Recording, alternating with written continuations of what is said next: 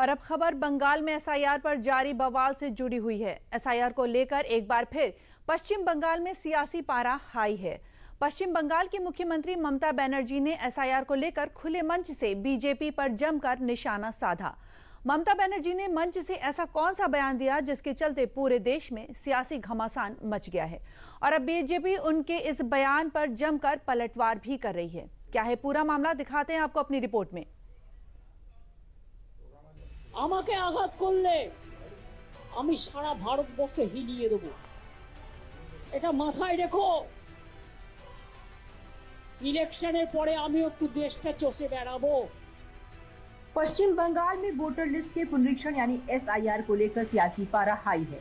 मंगलवार को आया पश्चिम बंगाल की सीएम ममता बनर्जी का ये बयान इस बात की गवाही देता है कि पश्चिम बंगाल में होने वाले आगामी विधानसभा चुनाव को लेकर सत्ताधारी पार्टी एसआईआर के विरोध में खड़ी है, जिसके लिए मंगलवार को पश्चिम बंगाल में एसआईआर को लेकर तृणमूल कांग्रेस ने मोर्चा खोला, जिसमें सीएम ममता बनर्जी की अगुवाई में एसआईआर के विरोध में बनगांव में रैली निकाली गयी। पश्चिम बंगाल की सीएम ममता बनर्जी मंगलवार को बनगांव में थी, जहां उन्होंने मंगलवार को एसआईआर के विरोध में उत्तर 24 परगना जिले में सड़क पर मार्च निकाला। सीएम ममता बनर्जी ने बंगाल की सियासत में अहम माने जा रहे मतुआ समुदाय के लोगों को संबोधित किया।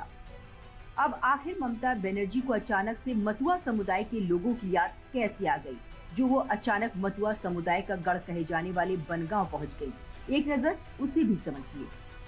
पश्चिम बंगाल के चुनाव में मतुआ समाज को किंग मेकर माना जाता है। राज्य में लगभग 3 से 5 करोड़ अनुमानित हैं, यानी कुल मतदाताओं का 20 से 25% है। मतुआ समुदाय के लोग मुख्य रूप से बांग्लादेश से आए हिंदू शरणार्थी हैं। 1947 और 1971 के विभाजन के बाद पश्चिम बंगाल में बस गए।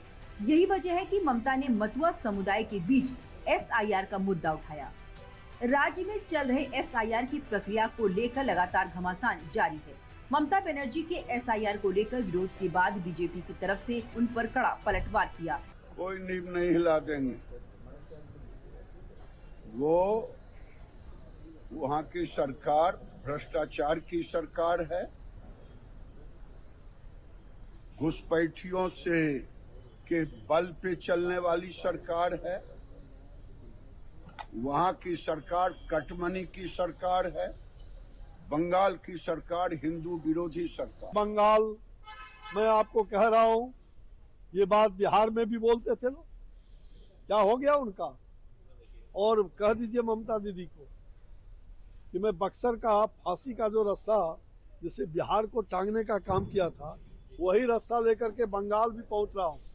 और बंगाल में पूरी तरह से उनका जो कुशासन है, जो उनका जंगल राज बंगाल में फैलाए हुए है, उस जंगल राज को हम भारतीय जनता पार्टी के लोग और बंगाल की जनता निश्चित रूप से उनको उस कुशासन का भी समाप्ति होगा और उनको बंगाल की जनता फांसी के रस्से में बांध करके और सदा सदा के लिए उनकी सरकार को लटका देगी। पश्चिम बंगाल में शुरू हुई घमासान के बाद अब टीएमसी लगातार इसके विरोध में प्रदर्शन कर रही है, जिसके बाद अब पक्ष विपक्ष की ओर से लगातार बयानबाजी भी शुरू हो गई है।